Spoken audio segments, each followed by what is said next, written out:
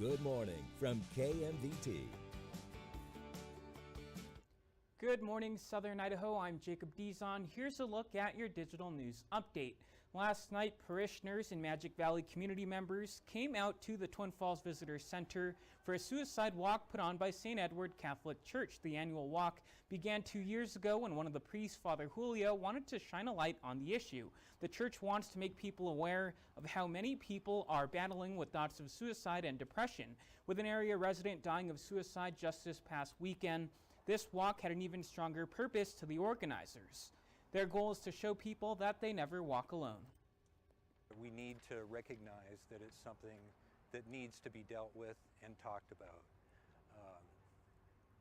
It's very important that people know that there is hope and there is help, that there is a suicide awareness, a suicide hotline number 988, and it would be a good thing for everyone to know. People who came to the event walked along the Pine Bridge in prayer for all those who are suffering and those who've taken their life.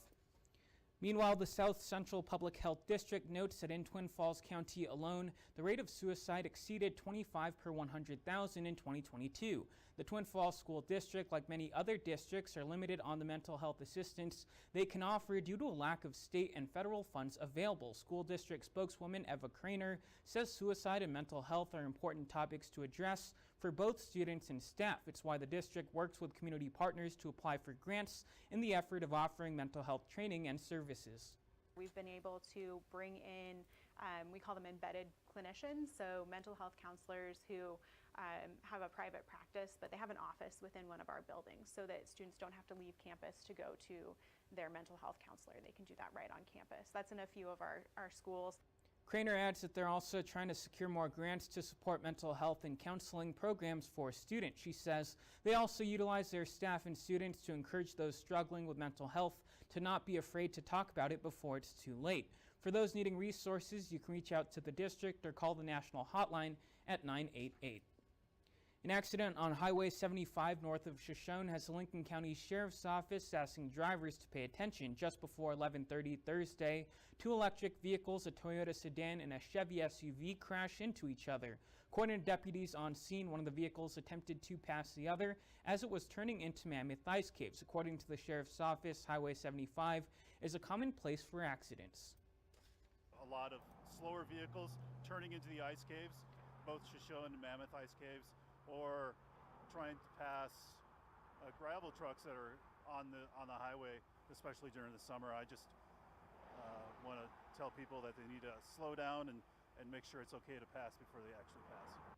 Both parties were also on vacation and no citations were issued.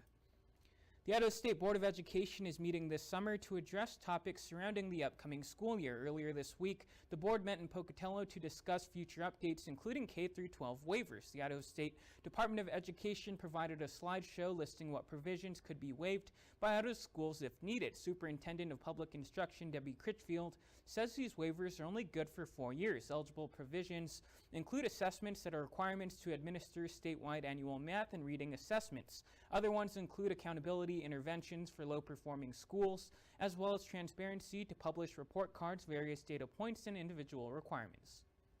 We're looking at a timeline if we wanted to make changes that perhaps we do something, I would recommend in the fall, give the federal government the opportunity before the new year to say yay or nay, or we like this, but we don't like that. And then it allows us to then go back to our local districts and charters and say, here are some things that we're going to do differently at the state. Critchfield believes going to different regions has given her a clear vision of what area leaders classify as important. She'll continue visiting other areas and speaking to local educators. The Oakley Historical Society is hosting a home tour this Saturday, and they're asking the community to come out and participate. According to the president and owners of the Oakley Valley Museum, this upcoming tour is a unique opportunity to visit and see Oakley, the longest continuously settled town in Idaho. Funds from the tour tickets that are sold will be used to offset the looming expense of maintaining the museum. The roof of this museum has been an issue for quite some time. It has had Band-Aid fixes to try to get it through, which you can't throw any more Band-Aids on a wound that bad. It needs to be deconstructed completely and then reconstructed to be a weather-tight, watertight covering for the building. Re-roofing could cost a nonprofit up to around $20,000. Now let's check in with meteorologist Justin Fanfarelli for a look at your weather. And for the day today, we will see an increase in the clouds, turning mostly cloudy into the Wood River Valley. Temperatures on their way down as the wind picks up, highs only near that 70-degree mark. For the rest of us, the winds around 20 to 30 miles per hour by the afternoon. Temperatures into the northern Magic Valley falling into the mid-70s, and these highs could be reached into the early afternoon. We'll be into the mid-70s, Twin Falls and surrounding communities, and upper 70s into the mini-Cassia region, partly cloudy to mostly cloudy skies later today. Into the Wood River Valley, the chances for moisture increase as we fall to the upper 50s to near 60 over the weekend. Low to mid 70s Monday into Tuesday and near 80 Wednesday and Thursday. Still a good amount of sunshine. Should stay mainly dry into the Magic Valley though. Low to mid 60s is all we do. Windy to breezy conditions, rebounding temperatures next week. That was a look at your digital news update. We'll be back with more of your local news today at noon. Until then, you can also send us story ideas by sending an email to news@kmvt.com. Have a great day.